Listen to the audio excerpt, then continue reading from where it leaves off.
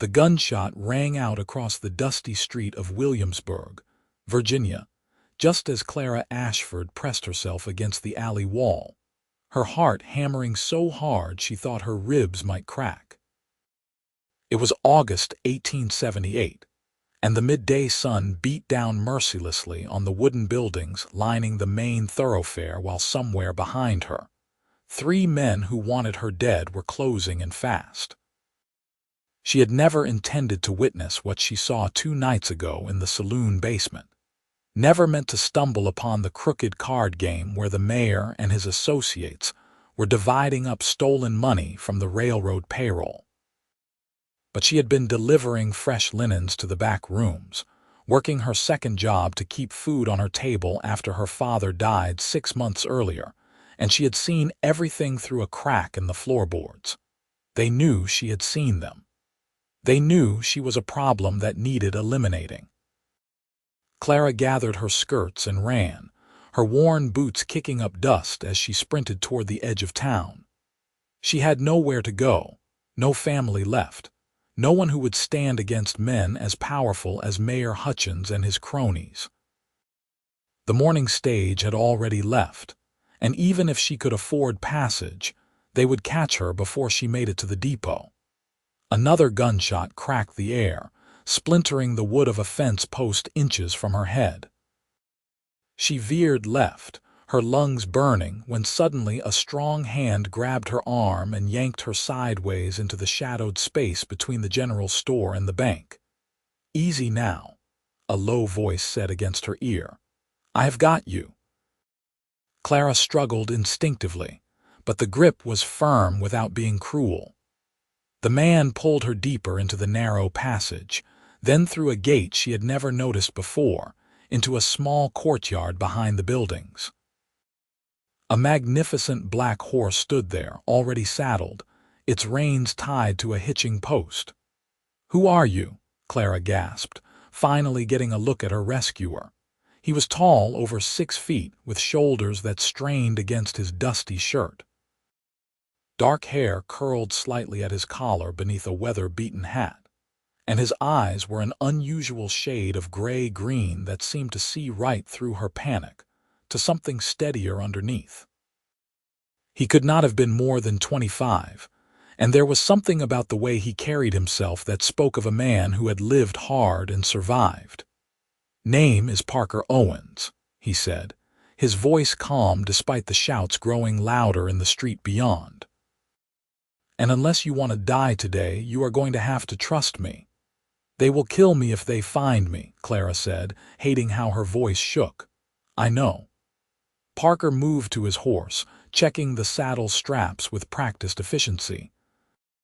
"I was in the saloon last night when they were talking about you. Seems you saw something you should not have." "I did not mean to. I was just working, I needed the money, and I heard voices below and I looked, and explanations can wait."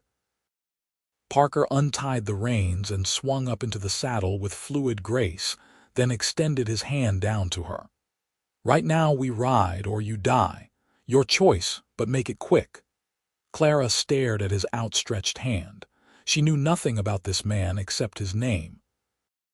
He could be working with the mayor for all she knew, leading her into a trap. But those gray-green eyes held steady on hers, and something in her gut said to trust him. She grabbed his hand.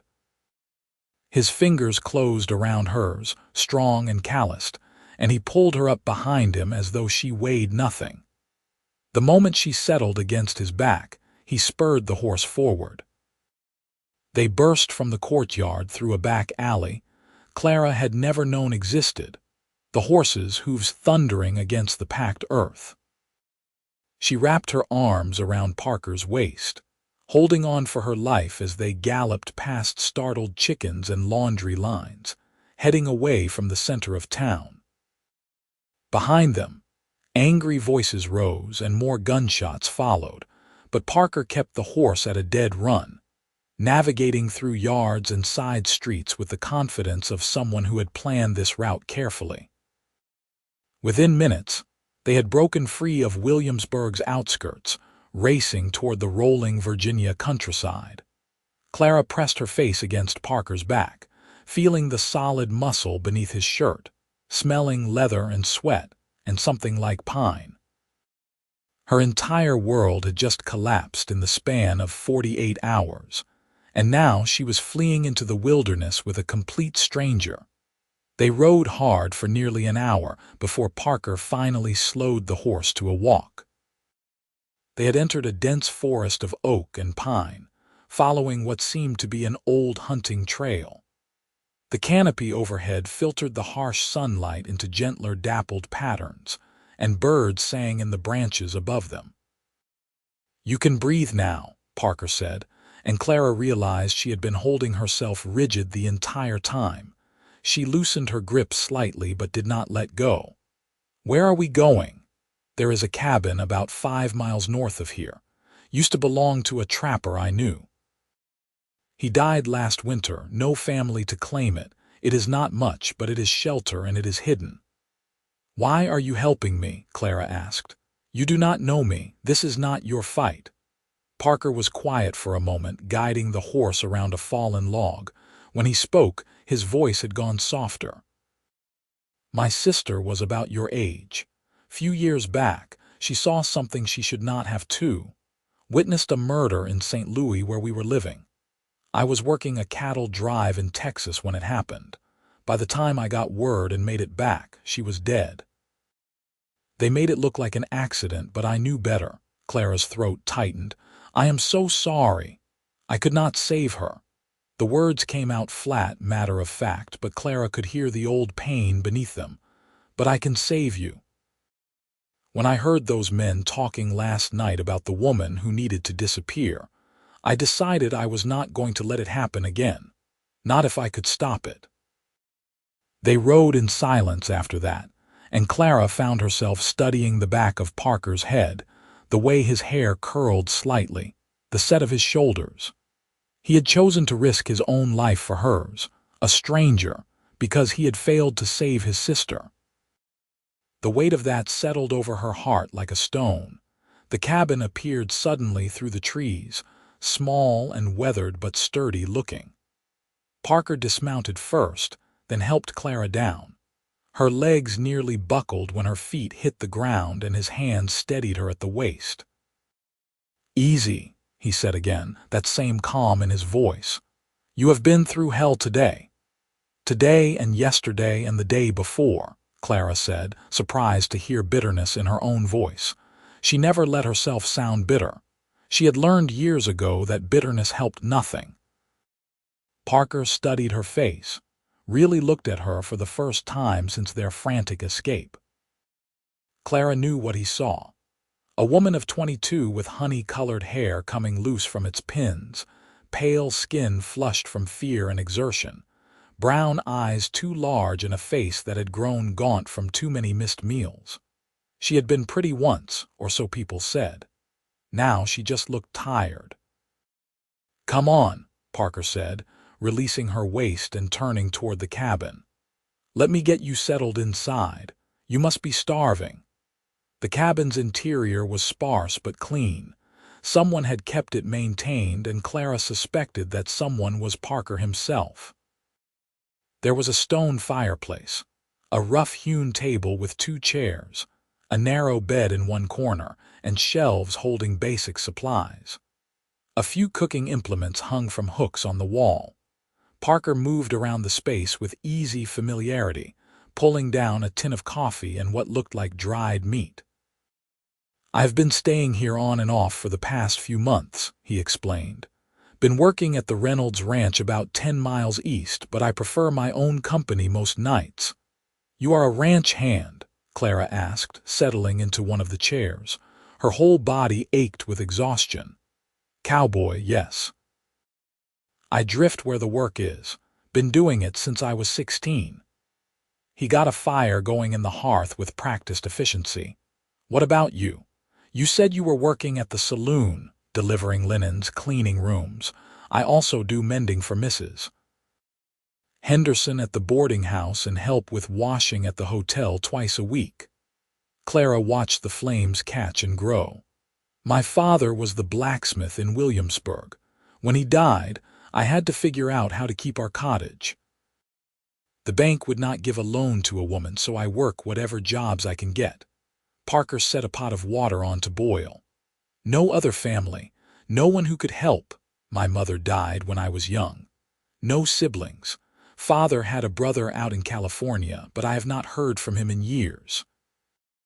He might not even know father passed. Clara rubbed her temples where a headache was forming.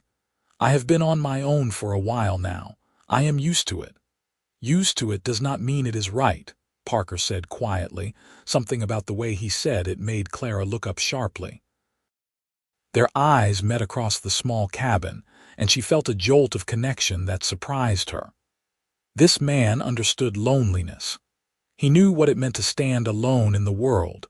The coffee was terrible, strong and bitter, but Clara drank it gratefully.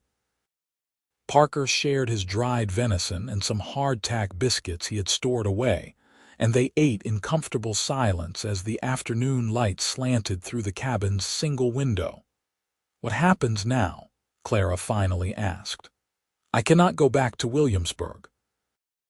"They will kill me the moment I show my face." "No, you cannot go back." Parker leaned back in his chair, considering. "The way I see it, you have a few options. I could get you passage on a train heading west or north, somewhere they cannot reach you. You could start over in a new town." "With what money? I have nothing. Everything I own is in that cottage, and I had maybe $3 saved."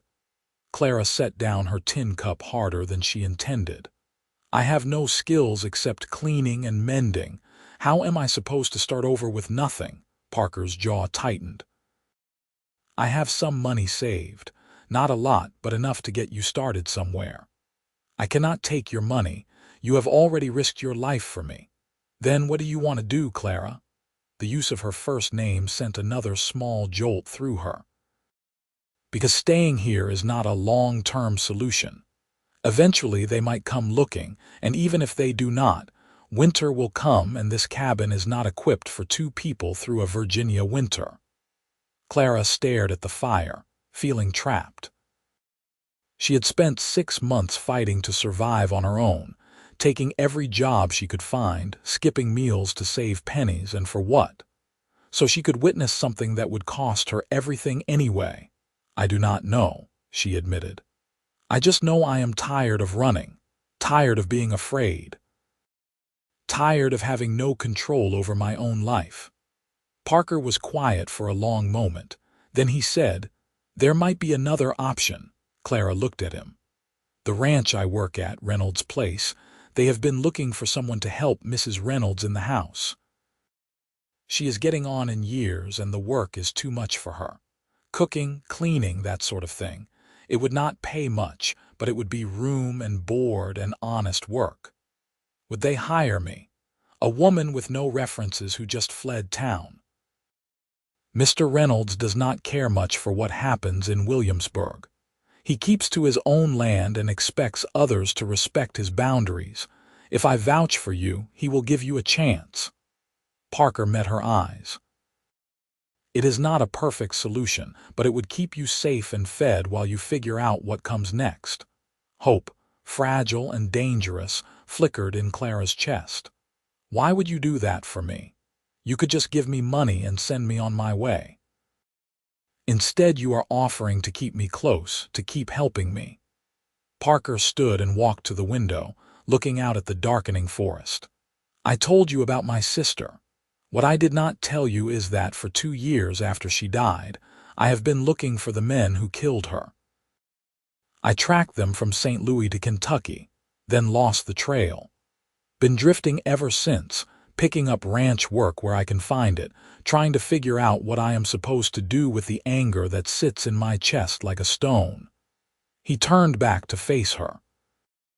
"When I saw you today, running for your life, I saw her. I saw the chance to do what I could not do before. Maybe that is selfish, maybe I am helping you to help myself, but I do not care. I just know I cannot walk away." Clara stood slowly.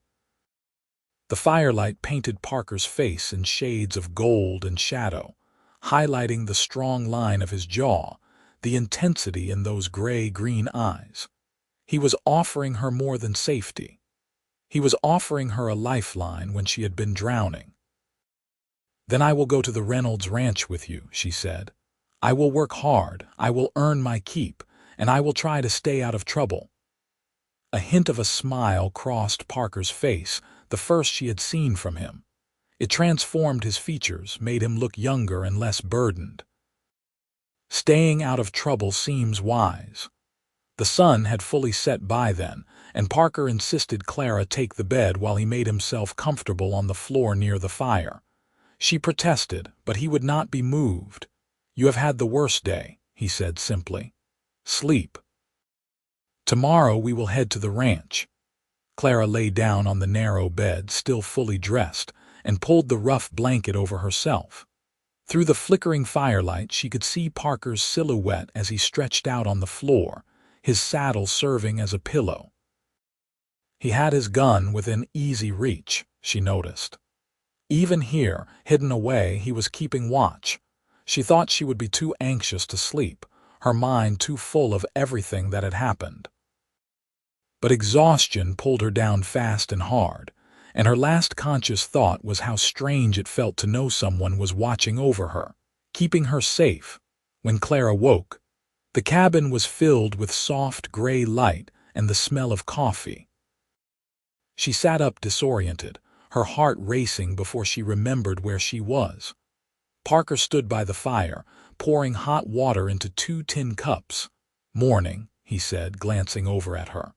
"We should head out soon. It is about a 2-hour ride to the ranch." Clara stood and tried to smooth her rumpled dress, acutely aware of how disheveled she must look. There was no mirror in the cabin, probably a blessing. She attempted to fix her hair, tucking the loose strands back into some semblance of order. Parker handed her a cup of coffee and a piece of hardtack. It was not much of a breakfast, but Clara was grateful for it. They ate quickly, and then Parker saddled his horse while Clara tried to prepare herself mentally for what came next. The ride to the Reynolds Ranch was beautiful.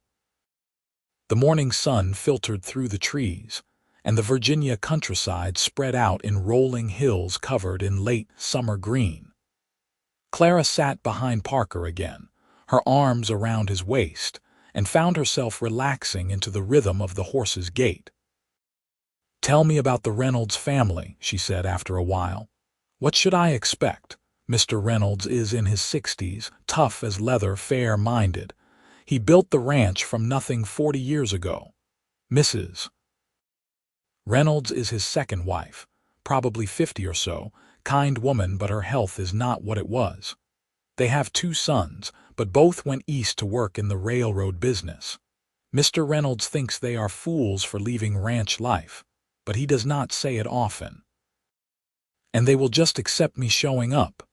I will tell them you are looking for work and need a fresh start. That is true enough. They do not need to know the details of why you left Williamsburg." Parker paused. "But Clara, if they ask you direct questions, do not lie.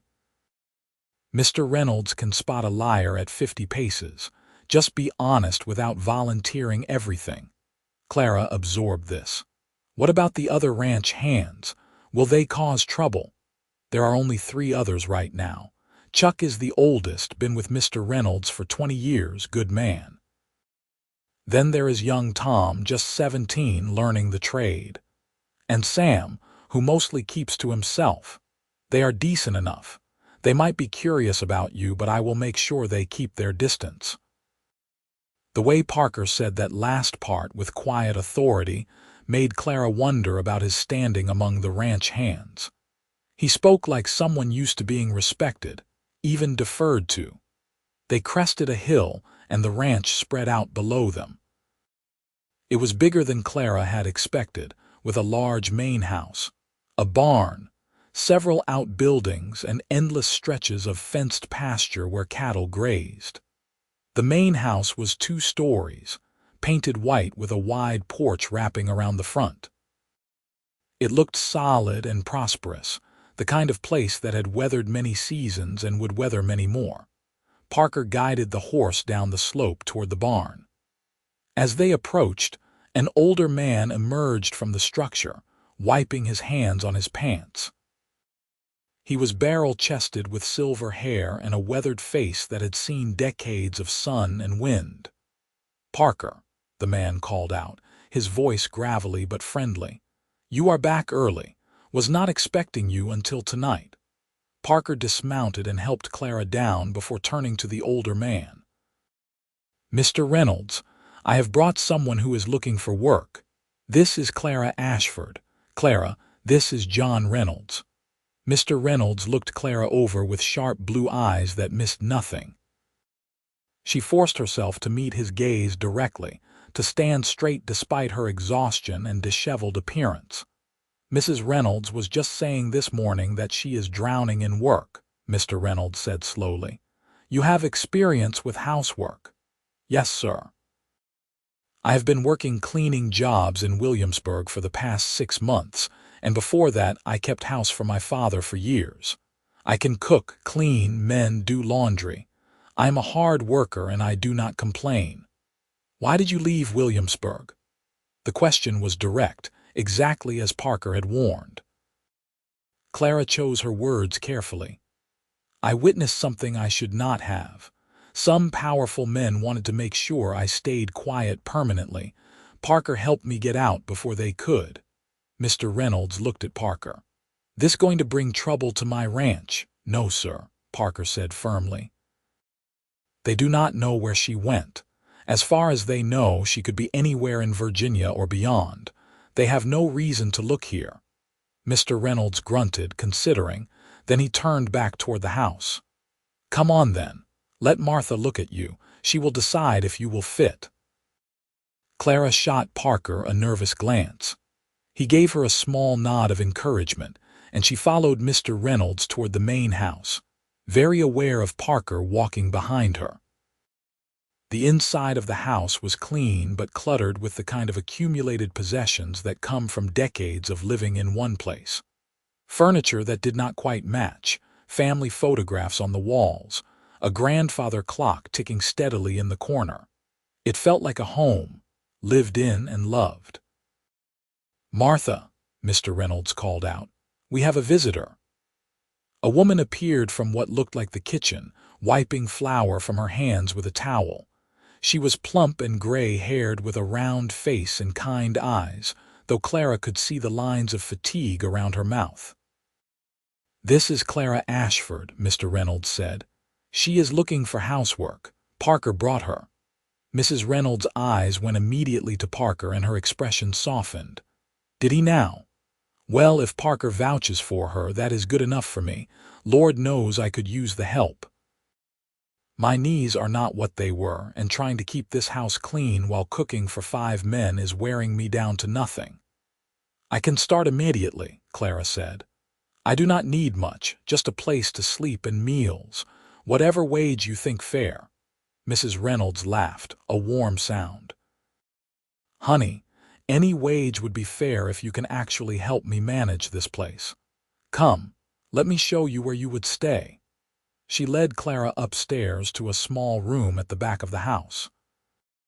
It held a single bed, a dresser, a washstand with a basin and pitcher, and a window that looked out over the pastures. It was simple but clean, and to Clara it looked like luxury after months of struggling. "This was meant for our sons when they visited, Mrs. Reynolds said, "but they have not been back in 2 years, and I do not expect them any time soon. It is yours if you want it." "I want it," Clara said quickly. "Thank you, Mrs. Reynolds. You will not regret this." Mrs. Reynolds studied her with those kind eyes. "You have had a hard time of it recently, have you not?" Clara's throat tightened. "Yes, madam." "Well, you are safe here. John runs a tight ship and he does not tolerate nonsense. You work hard, you keep honest, and you will have a place here as long as you need it." She patted Clara's arm. "Now, why do not you wash up and I will find you something clean to wear? You look about the size I was 20 years ago. I have some dresses that should fit." Tears prickled at Clara's eyes. After so many months of struggling alone, of working herself to exhaustion just to scrape by, The simple kindness felt overwhelming. Mrs. Reynolds left her to clean up, and Clara poured water from the pitcher into the basin, washing her face and hands, trying to make herself presentable. When Mrs. Reynolds returned with a simple blue dress and a clean apron, Clara changed quickly, grateful to be out of her dusty, sweat-stained clothes. When she came back downstairs, she found Parker waiting in the front room. He stood when he saw her, and something shifted in his expression as he took in her cleaned appearance. "Better?" she asked, suddenly self-conscious. "You look well," he said, and there was a warmth in his voice that had not been there before. "Mrs. Reynolds is going to put you to work. Starting today, she wants help with the midday meal." Clara moved closer to him, lowering her voice. "Parker, I do not know how to thank you. You saved my life, and now you have given me a future I thought I had lost." Parker looked uncomfortable with her gratitude. "Just do good work here. Make a life for yourself. That is thanks enough." "Is it?" Clara found herself searching his face, trying to understand this man who had appeared in her darkest moment like an answer to a prayer she had not known to speak. "You have asked for nothing in return. You have risked everything for a stranger." "You are not a stranger anymore," Parker said quietly. Their eyes met and held, and Clara felt that jolt of connection again, stronger this time. There was something building between them, something neither of them had named yet but both could feel. Mrs. Reynolds called from the kitchen, breaking the moment. Clara stepped back, flustered, and hurried to help with the meal preparations. The next several weeks fell into a rhythm that Clara had not experienced in a long time, the rhythm of stability. She woke early each morning and helped Mrs. Reynolds prepare breakfast for the ranch hands. After they ate, she cleaned the house, did laundry, mended clothes, and helped with supper preparations. The work was hard but satisfying, and Mrs. Reynolds proved to be patient and kind, teaching Clara her recipes and trusting her with more responsibility each day. Parker worked the ranch with the other hands, riding out early to check fences, move cattle, and handle the endless tasks that came with running a large operation. But Clara found herself aware of him constantly. She knew when he came in for meals, knew the sound of his boots on the porch, knew the way he removed his hat before entering the house. He was always polite, always respectful, but Clara caught him watching her sometimes. She would look up from kneading bread or folding laundry and find his gray-green eyes on her, an expression on his face she could not quite read. And when their hands accidentally touched as she served him supper, she felt electricity run up her arm. She tried to tell herself she was being foolish. Parker had helped her out of obligation and guilt over his sister. Whatever she was feeling was just gratitude mixed with proximity. But late at night, lying in her small room, she found herself thinking about the strength of his hands, the quiet confidence in his voice. The way he had said, "Every sunrise is ours together," was something worth fighting for when they had talked one evening about his sister and the life she had lost. One evening in late September, Clara was sitting on the front porch shelling peas when Parker came riding in from the far pasture. The sun was setting, painting the sky in shades of rose and gold. He dismounted and led his horse to the water trough, and Clara watched the easy grace of his movements. He noticed her watching and walked over, climbing the porch steps. "Mind if I sit, please?"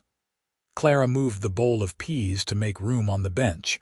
Parker settled beside her, close enough that she could feel the warmth of him. He smelled like leather and horses and the outdoors, a combination Clara had come to associate with safety. "How are you settling in?" he asked. "Well, I think. Mrs. Reynolds seems pleased with my work. Mr. Reynolds has not complained, which I take as a good sign." "Mr. Reynolds never complains if things are running smooth. It is when he starts talking that you know there is trouble." Parker stretched his legs out, and Clara noticed how the fading light caught in his dark hair. "You look better. Less haunted." Clara smiled slightly. "I feel better. For the first time in months, I am not wondering where my next meal is coming from or if I will be able to pay rent. It is a good feeling. You deserve it. You work harder than anyone I have ever seen." The compliment warmed her more than it should have. "I just do what needs doing." They sat in comfortable silence for a while, and Clara continued shelling peas while Parker watched the sunset. Finally, he said, "I have been thinking." "About what?" "About you. About what happens next for you." He turned to look at her. "You are safe here and you have work, but is this what you want long term? To be a housekeeper on someone else's ranch?" Clara's hand stilled. It was a question she had been avoiding asking herself. "I do not know what I want. I have spent so long just trying to survive that I have not let myself think about wanting anything more." "Maybe it is time to start thinking about it," Parker said quietly. There was something in his voice that made Clara's heart beat faster. She set down the bowl of peas and turned to face him fully. "What do you want, Parker? You have been drifting for 2 years, working ranch to ranch. Is this what you want?" Parker held her gaze. "I thought I wanted revenge. I thought finding the men who killed my sister would somehow make the anger go away, make me whole again. But then I met you, and for the first time in 2 years, I have been thinking about something other than the past. I have been thinking about the future." "What kind of future?" Clara whispered. Parker reached out and took her hand. His palm was rough with calluses, but his touch was gentle. "One where I stop running. One where I put down roots somewhere. One where maybe I am not so alone anymore." Clara's breath caught. "Parker, I know it is too soon. I know you have been through hell, and probably the last thing you need is some cowboy declaring feelings you might not share. But I cannot help it, Clara. Every morning when I wake up knowing you are here, safe and cared for, something settles in my chest. And every evening when I see you, I think about how I almost did not help you that day, how I almost rode away and let someone else deal with it. The thought makes me sick." "I am glad you did not ride away," Clara said, her voice shaking slightly. "Parker, I have been feeling something too. I tried to tell myself it was just gratitude, but it is more than that. When you are near, I feel steadier. When you are gone, I find myself watching for your return. I do not know what to call it yet, but it is real." Parker's hand tightened on hers. "Then maybe we can figure out what to call it together. No rush, no pressure. Just 2 people who found each other in the worst circumstances and decided to see if something good could come from it." Clara found herself leaning closer to him, drawn by something stronger than logic. "I would like that." Parker lifted his free hand and gently brushed a strand of hair back from her face. The gesture was tender, almost reverent, and it made Clara's eyes sting with unexpected tears. "You are remarkable," Parker said softly. "You have been through so much and you are still standing, still kind, still willing to hope. I have seen men broken by less." "I had good help," Clara said, managing a smile through the tears. "A cowboy with gray-green eyes and a stubborn streak about saving people." Parker smiled, that rare, full smile that transformed his face. "I only saved one person, you, and I would do it again 1,000 times. Then he kissed her, soft and careful, giving her every chance to pull away. But Clara did not pull away.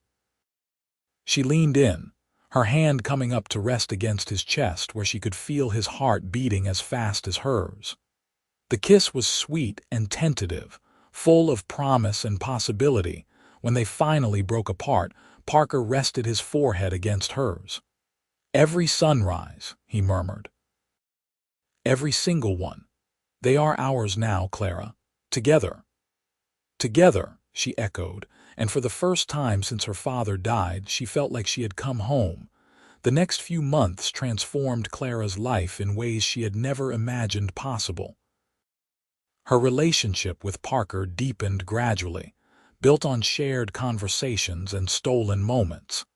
They walked together in the evenings after supper, talking about everything and nothing.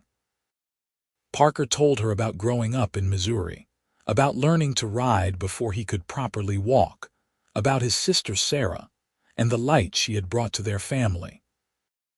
Clara shared her own stories, about her mother who had died of fever when Clara was 8, about her father who had taught her to read and encouraged her curiosity, even when other men said education was wasted on girls. She told Parker about the cottage in Williamsburg that had been her home, about the rose garden her mother had planted that Clara had tended for years. "You miss it?"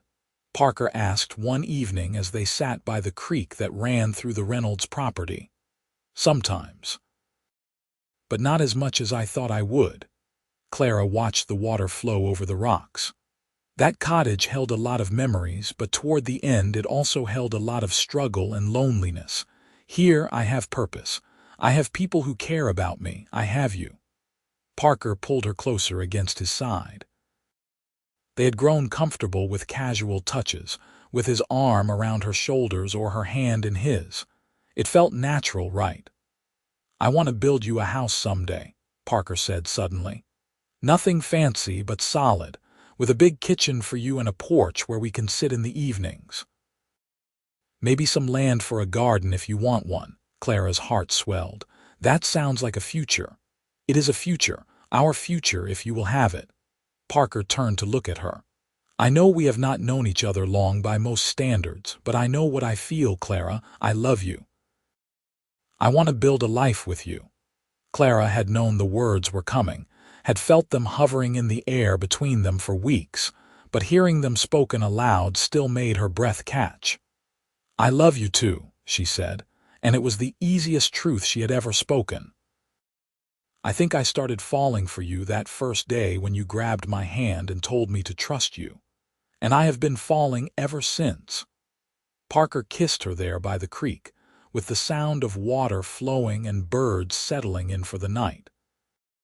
It was deeper than their first kiss, full of promise and passion and the certainty that they had found something rare and worth keeping. When winter came to Virginia, it came hard. Snow blanketed the ranch, and the temperature dropped until the water in the trough froze overnight. The ranch hands took turns breaking ice and hauling firewood, and Mrs. Reynolds fretted constantly about everyone staying warm. Clara and Parker had grown even closer during the cold months.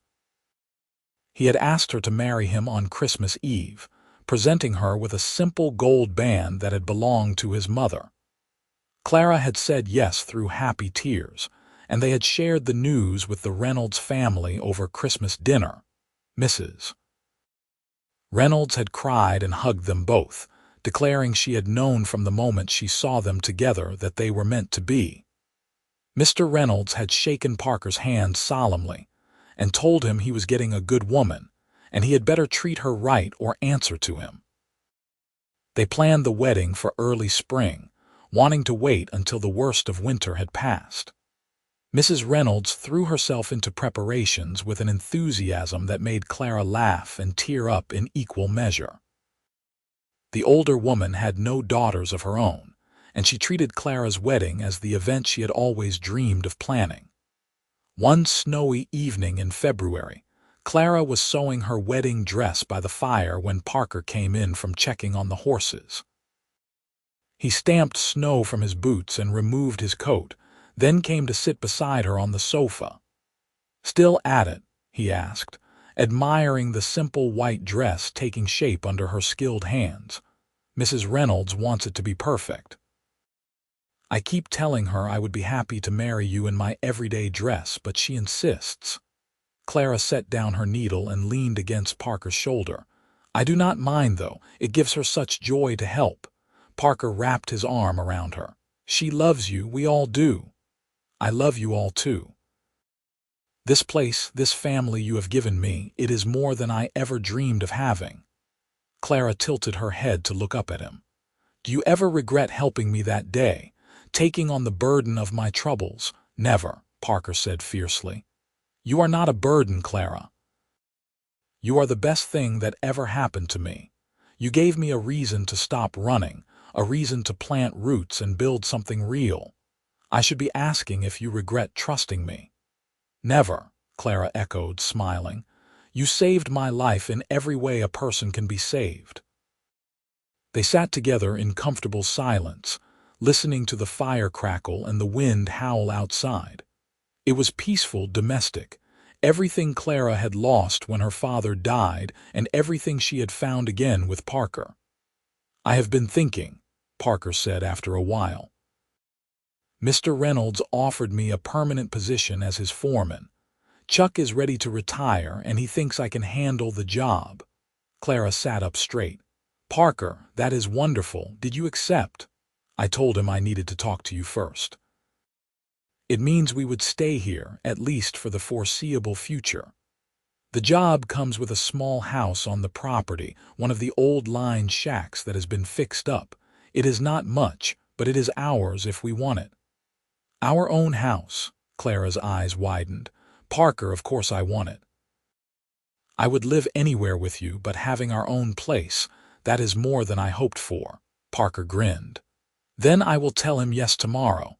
We can move in after the wedding." The wedding took place on a beautiful April morning in 1879. The snow had finally melted, and the Virginia countryside was exploding into spring green. They held the ceremony in the Reynolds front parlor with the local minister officiating. Mrs.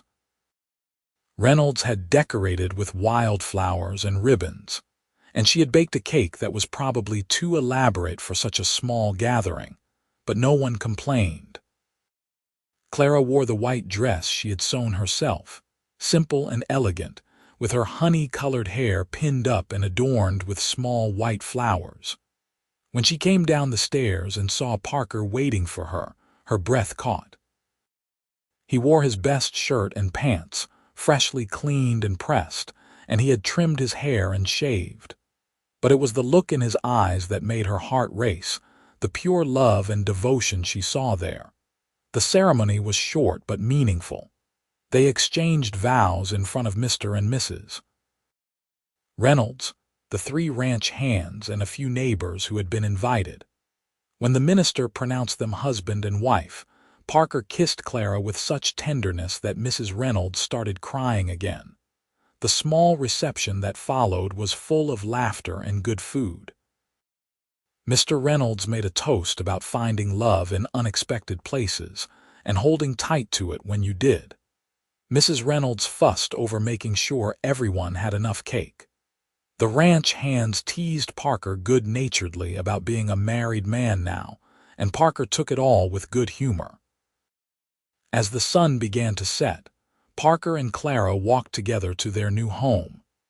It was a small cabin, much like the one where Clara had spent her first night after fleeing Williamsburg, but it had been expanded and improved. It had 2 rooms, a main living area with a kitchen space and fireplace and a bedroom separated by a curtain. There was a small porch where 2 chairs sat waiting. "It is not the house I promised you," Parker said as they stood in the doorway, "but it is a start." "It is perfect," Clara said honestly. She turned in his arms, looping her hands behind his neck. "It is ours. That makes it perfect." Parker carried her over the threshold, both of them laughing, and then he set her down gently and closed the door behind them. The cabin was warm from the fire someone had started earlier, and lamplight cast a soft glow over everything. "Mrs. Owens," Parker said, testing out her new name. "Mr. Owens," Clara replied, smiling. "I like the sound of that." They came together then, husband and wife, and the world outside faded away. There was only the 2 of them, the promises they had made, and the future stretching out before them full of possibility. The next morning, Clara woke to sunlight streaming through the window and Parker's arm around her waist. She lay still for a moment, savoring the warmth and security of it before Parker stirred and pulled her closer. "Good morning, wife," he murmured against her hair. "Good morning, husband." Clara turned in his arms to face him. "I thought you might leave at dawn. You always rise so early for work." Parker brushed a kiss across her forehead, then her cheek, then her lips. "Not today. Not ever if I can help it. Every sunrise is ours together now, remember. I am not wasting a single one by rushing away." Clara felt her eyes sting with happy tears. "Every sunrise," she repeated. "I will never tire of hearing you say that." They lay together talking quietly, making plans for their day, their week, their life. Parker needed to check in with Mr. Reynolds about his new responsibilities as foreman. Clara wanted to set up their house properly, to make it truly theirs. They talked about planting a garden come summer, about maybe getting chickens, about all the small domestic dreams that make up a life. Eventually they rose and dressed, and Parker built up the fire while Clara made coffee. It was simple, ordinary, exactly what Clara had longed for during those desperate months alone in Williamsburg. Ordinary had never seemed so precious.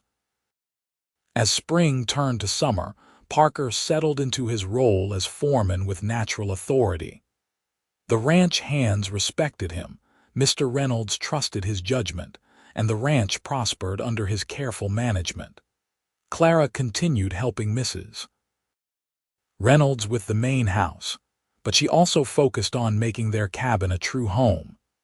She sewed curtains, planted a small herb garden, and gradually accumulated the small comforts that transformed a space from shelter to sanctuary. In the evenings, she and Parker would sit on their porch and watch the sun set over the pastures. Sometimes they talked for hours. Sometimes they sat in peaceful silence. Always, Parker kept his arm around her shoulders, and always, Clara felt safe. One evening in July, Clara worked up the courage to share news she had been holding close for a few days.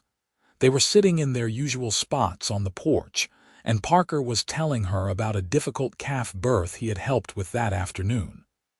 "Parker," Clara interrupted gently. "I have something to tell you." He looked at her, immediately attentive. "What is it? Is something wrong?" "No, nothing is wrong." Clara took his hand and placed it over her still flat stomach. "Everything is right. We are going to have a baby." Parker's eyes went wide. His hand splayed across her middle, gentle and wondering. "A baby? Clara, are you certain?" "As certain as I can be. I have missed my courses twice now, and I have been feeling sick in the mornings. Mrs. Reynolds says those are sure signs." "Mrs. Reynolds knows." Parker looked almost scandalized. Clara laughed. "I had to tell someone, and she has had children. She confirmed what I suspected." Parker pulled Clara into his arms, holding her close but carefully, as if she had suddenly become fragile. "We are going to be parents," he said, his voice thick with emotion. "Clara, I never thought I would have this. A wife, a home, a child on the way. After Sarah died, I thought I had lost my chance at family." "You have a family now," Clara said, her own tears flowing freely. "And our child will know nothing but love and safety. We will make sure of it." The pregnancy progressed smoothly through the summer and into autumn. Clara continued working as long as she could, though Mrs. Reynolds eventually insisted she slow down and rest more. Parker became even more protective, constantly checking on her, bringing her water, making sure she put her feet up. "I am pregnant, not dying," Clara told him one evening when he had fussed over her for the 10th time that day. "I know. I just want to make sure you have everything you need." Parker settled beside her on the sofa, his hand automatically going to her rounded belly. The baby had started moving a few weeks earlier, and he was fascinated by the flutters and kicks. "I have everything I need," Clara said, covering his hand with hers. "I have you." Their son was born on a cold February morning in 1880, after a labor that seemed to last forever, but that Clara forgot the moment she held him in her arms. He was perfect, with Parker's dark hair and Clara's brown eyes, strong lungs that he used to announce his presence to the world.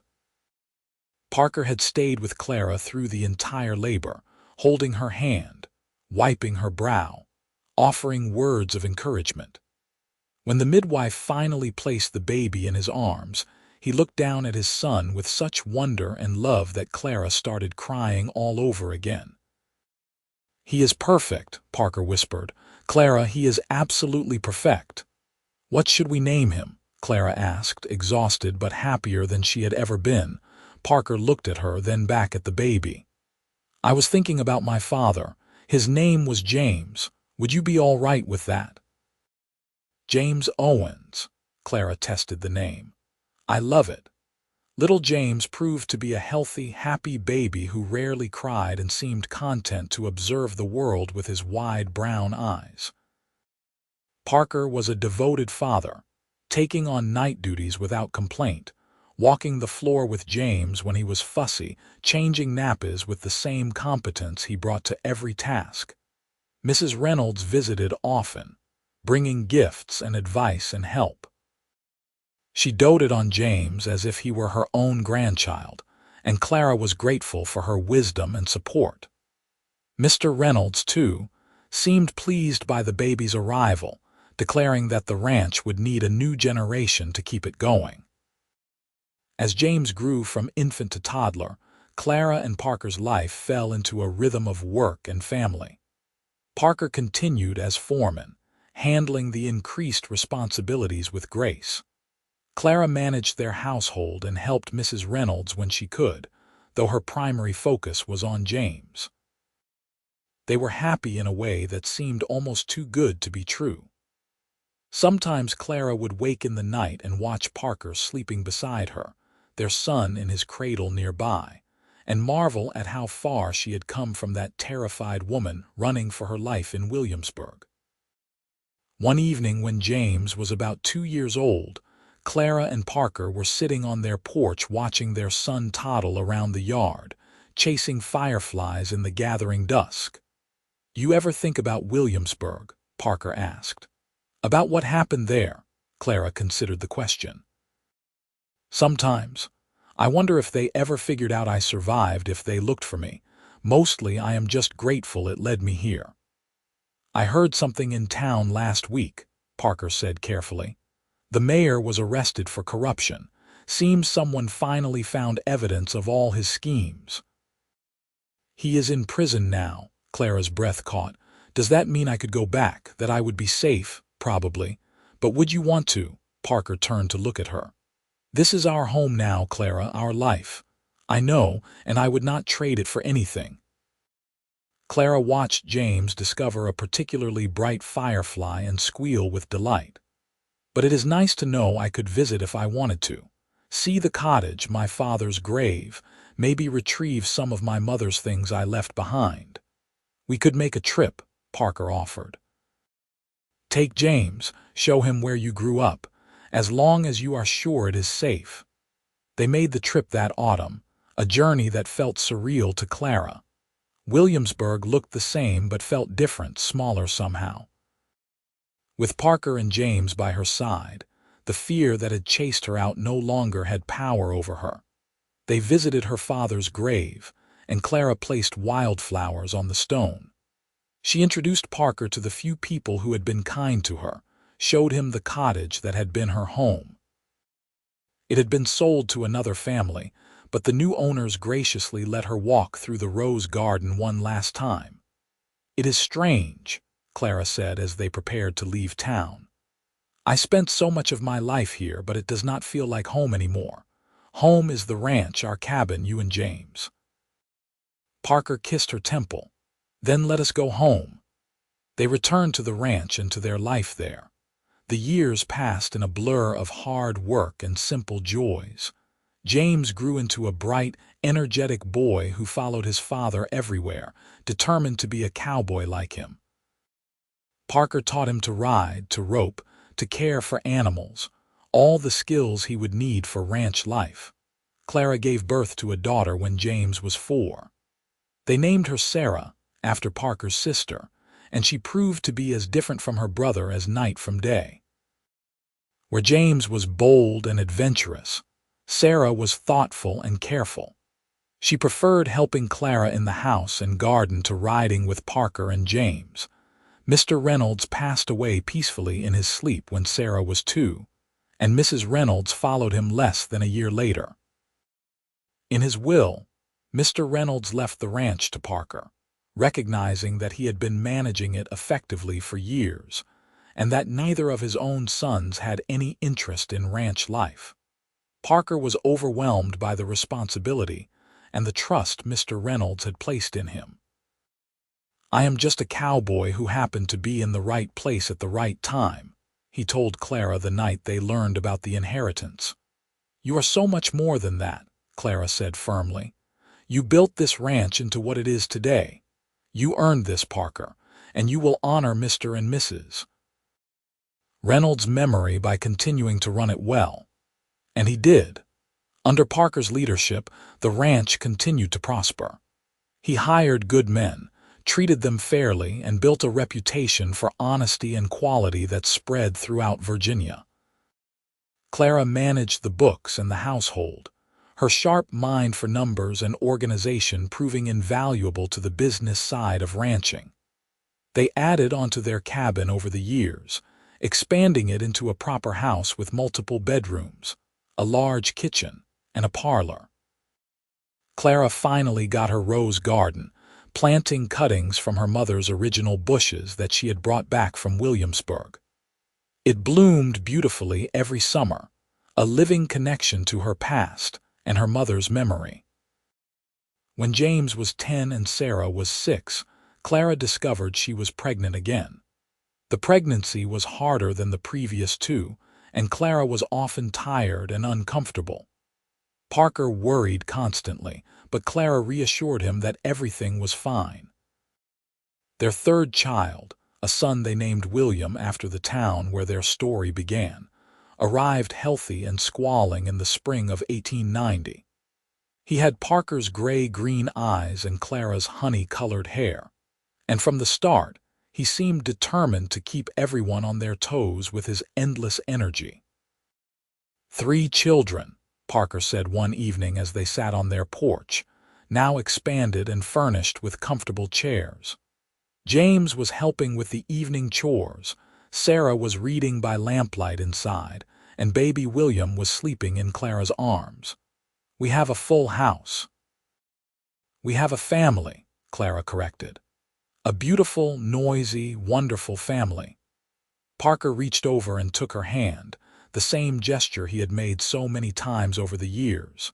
His hand was more weathered now, marked by years of hard work, but his touch was still gentle and sure.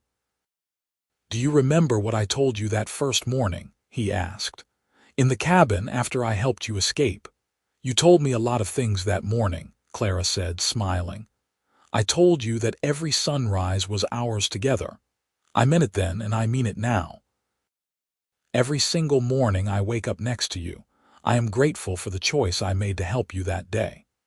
Clara felt the familiar sting of happy tears. Even after years together, Parker could still make her cry with his earnest declarations of love. "I am grateful, too. For you, for our children, for this life we have built. You gave me everything, Parker." "We gave each other everything," Parker corrected. "You gave me a reason to stop running, a reason to build instead of destroy. You gave me hope when I had none." They sat together as the sun set, painting the Virginia sky in shades of orange and pink. Their children were safe inside, their ranch was thriving, and they had each other. It was everything neither of them had dared to dream of during those dark days when Clara was running for her life, and Parker was lost in grief. The years continued to pass, bringing changes and challenges. James grew into a fine young man who shared his father's skill with horses and his mother's head for business. He took over more and more of the ranch operations, eventually marrying a sweet girl from town and building his own house on the property. Sarah became a teacher, opening a small school on the ranch for the children of the ranch hands and neighboring families. She had her mother's patience and her father's quiet strength, and she was beloved by her students. William proved to be the most adventurous of the three, eventually leaving Virginia to explore the West. He wrote long letters home describing his adventures, and he always returned for holidays, bringing stories that made Clara's heart race with vicarious excitement and worry. As Clara and Parker grew older, they spent more time on their porch, watching their grandchildren play in the yard where their own children had once played. Parker's hair turned silver, and Clara developed laugh lines around her eyes from years of smiling. One evening, as they sat watching the sunset in their usual spot, Parker turned to Clara and said, "Do you ever regret it? The way we started? The fact that we met because you were running for your life?" Clara thought about the question seriously. "I regret that I had to witness what I saw. I regret that men were so corrupt and cruel that I had to flee. But I do not regret a single moment that came after you grabbed my hand and told me to trust you. Every struggle, every challenge, it was all worth it to build this life with you." "Even when times were hard," Parker pressed. "When money was tight and we did not know if we could keep the ranch going. When you were sick during your pregnancies. When we lost Mr. and Mrs. Reynolds. Especially then," Clara said firmly. "Because we faced all of it together. You never left me to handle anything alone. Every sunrise, just like you promised."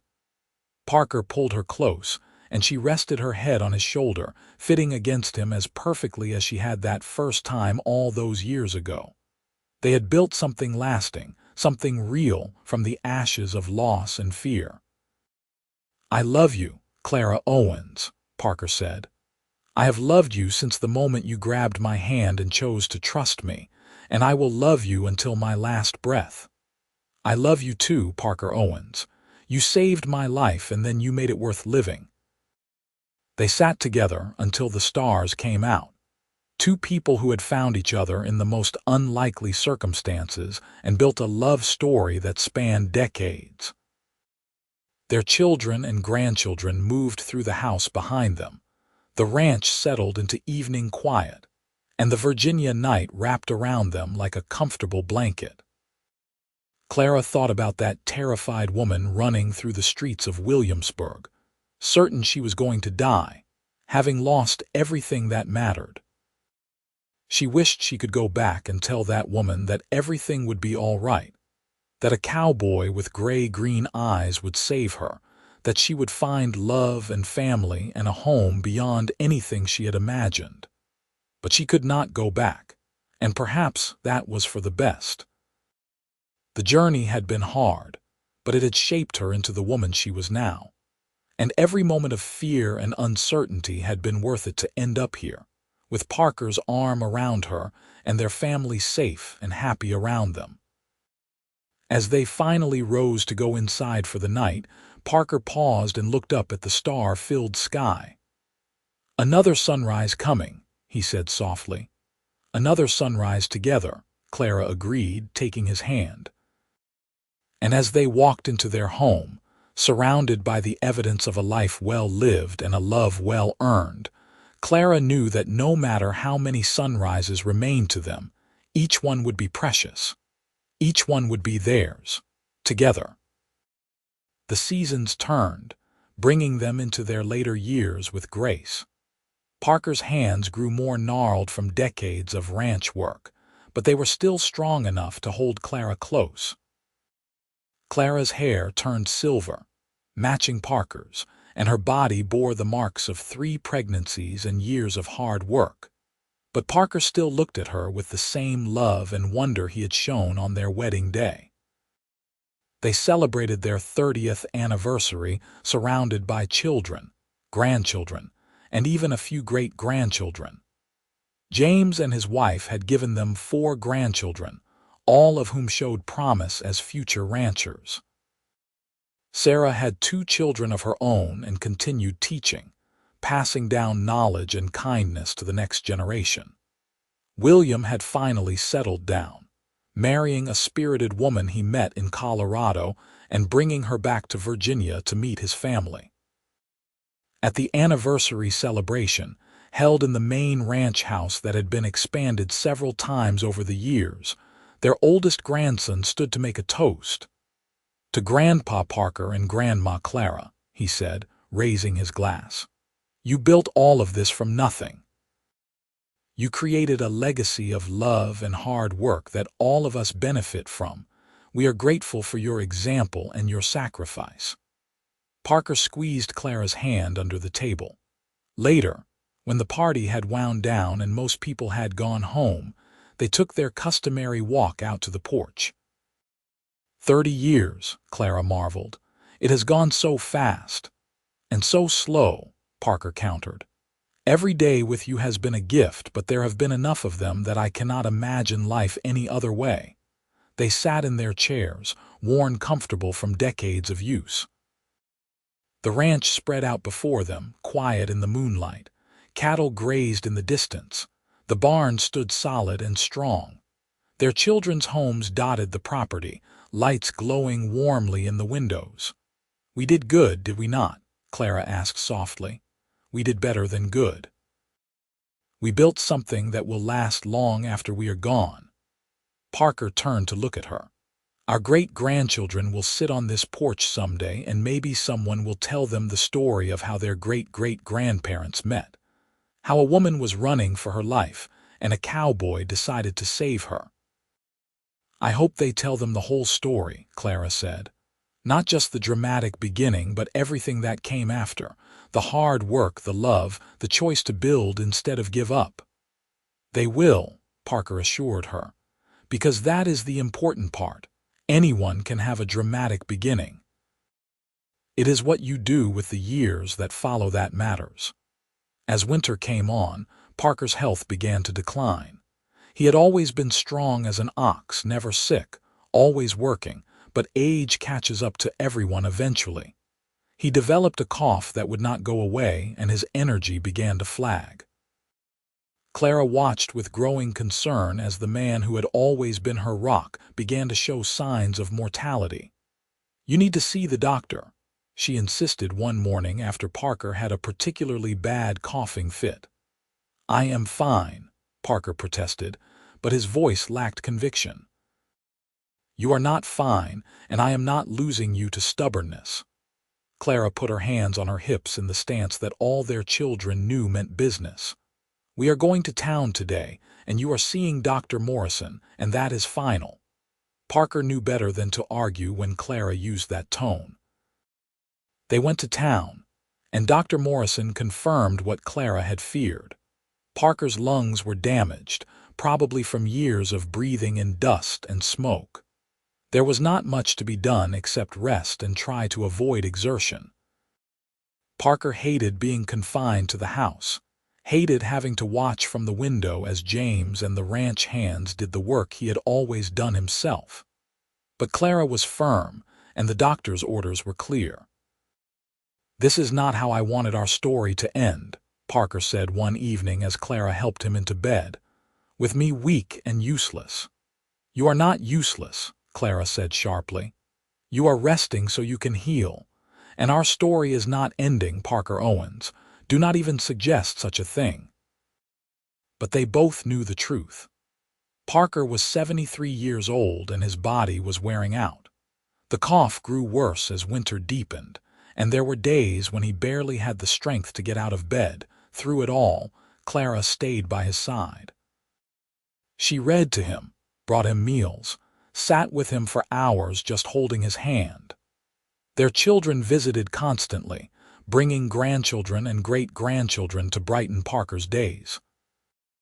On a cold February morning, the same month they had been married 43 years earlier, Parker woke with Clara beside him as always. The sunrise was painting the sky outside their window in shades of pink and gold. "Clara," Parker said, his voice weak but clear. "I am here," Clara said immediately, taking his hand. "Look at the sunrise," Parker said, turning his head toward the window. "Another one, ours." Clara looked at the beautiful dawn breaking over the ranch they had built together. Tears streamed down her face, but she managed to smile. "Every sunrise, just like you always said." Every sunrise together, Parker corrected gently. Even when I am gone, you will see the sunrise and know I am with you. Every single morning, Clara, that is my promise. Parker, do not. Parker squeezed her hand with what strength he had left. I have had a good life, better than I deserved. You gave me that, you gave me everything. You gave me everything too, Clara whispered. Parker smiled, that same smile that had won her heart all those years ago. I love you, Clara Ashford Owens. Thank you for trusting me that day. Thank you for every day since. I love you too, Clara said, leaning down to kiss his forehead. So much, always. Parker's eyes drifted closed and his breathing grew shallow. Clara held his hand and watched the sunrise paint the room in golden light. When Parker drew his last breath, it was peaceful, with the woman he loved beside him and the promise of dawn breaking outside. Clara sat with him for a long time, holding his hand, remembering. She remembered the frightened woman she had been and the brave man who had saved her. She remembered their first kiss, their wedding day, the births of their children. She remembered 30 years of sunrises watched together from their porch, 30 years of building a life worth living. Finally, she stood and kissed his forehead one last time. Thank you, she whispered. For every sunrise. The funeral was held on a sunny February afternoon, and it seemed like half of Virginia attended. Parker had been respected and loved throughout the region, known for his fairness and his skill as a rancher. But it was Clara's eulogy that brought everyone to tears. She stood before the gathered crowd and spoke about a man who had chosen to help a stranger when he did not have to, who had turned his grief into grace, who had built a legacy not just of land and cattle but of love and family. He used to say that every sunrise was ours together, Clara said, her voice strong despite her tears. And they were, every single one. Even now, when I wake tomorrow and see the sun rise over this ranch we built, he will be with me. He will always be with me. After Parker's death, Clara could have retired, could have let James run the ranch entirely and spent her remaining years in peace. But that was not who she was. She continued to help with the books, to tend her rose garden, to be a presence in the lives of her children and grandchildren. She lived for another 12 years, growing old with grace and strength. She saw William's children grow up, saw Sarah's school expand to include children from 3 neighboring ranches, saw James's oldest son take over as foreman. Every morning, no matter the weather, Clara sat on the porch and watched the sunrise. And every morning she felt Parker there beside her, keeping his promise. When Clara finally passed away at the age of 87, peacefully in her sleep on a spring morning in 1925, her family found a letter on her bedside table. It was addressed to all of them, written in her careful script. The letter told them the full story of how she and Parker had met, details that many of them had never heard. She wrote about being young and terrified, about a cowboy who had chosen to save her, about building a life from ashes and fear.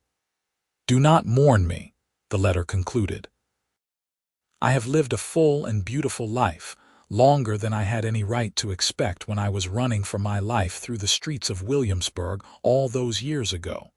Your grandfather gave me that life, and you all enriched it beyond measure. Be good to each other. Work hard.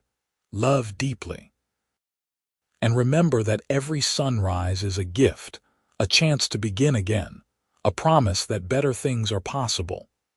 That is what your grandfather taught me, and it is the truth I pass on to you. They buried Clara next to Parker on a hillside overlooking the ranch, with a view of the sunrise they had loved so much.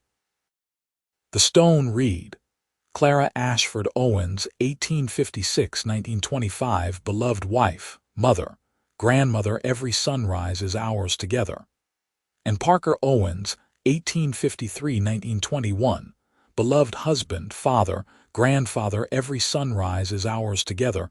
the ranch continued to thrive under James's management, and eventually his children's. The house Parker and Clara had built was preserved and expanded, becoming the heart of a sprawling family compound. The rose garden Clara had tended bloomed faithfully every summer, carefully maintained by her daughters and granddaughters. The story of how Parker and Clara met became family legend, passed down through generations. Children would sit on the porch where their ancestors had sat and listened to the tale of the cowboy who saved the woman running for her life, and how they had built an empire of love and hard work from that desperate beginning. Years turned into decades, and the ranch adapted and changed with the times, but the core values Parker and Clara had established remained: honesty, hard work, family, and the belief that every sunrise brought new possibilities. On the anniversary of Clara's death, which happened to fall on the same day as her and Parker's wedding anniversary, the family made it a tradition to gather at the ranch. They would have a meal together, share stories, and at dawn, they would all sit on the porch and watch the sunrise together, remembering the promise that had started it all. The oldest living family member would always say the words, "Every sunrise is ours together." And the family would respond, "Together." It was a reminder of where they came from, of the love that had built their foundation, of the choice two people had made to trust each other and build something lasting. The ranch still stands today, now run by Parker and Clara's great-great-great-grandchildren. The original house has been added onto and modified, but the porch remains, with chairs positioned to watch the sunrise. The rose garden blooms every summer, descended from cuttings Clara brought from her mother's garden over a century and a half ago. And every morning when the sun rises over the Virginia hills, those who know the story feel the presence of two people who proved that love can grow from the most unlikely beginnings, that courage and kindness can change everything, and that a promise made in earnest can echo through generations. Every sunrise is ours together. That was Parker's promise to Clara on that first morning after he saved her life, and it was a promise he kept until his dying breath and beyond. It became their promise to their children, their children's promise to the next generation, a legacy that outlasted buildings and bank accounts to become something eternal. Because in the end, that is what love does. It transforms desperate moments into beautiful memories. It turns strangers into soulmates. It builds families and legacies that span centuries. And it promises that no matter how dark the night, the sunrise will always come, bringing light and hope and the chance to begin again. Together, always together.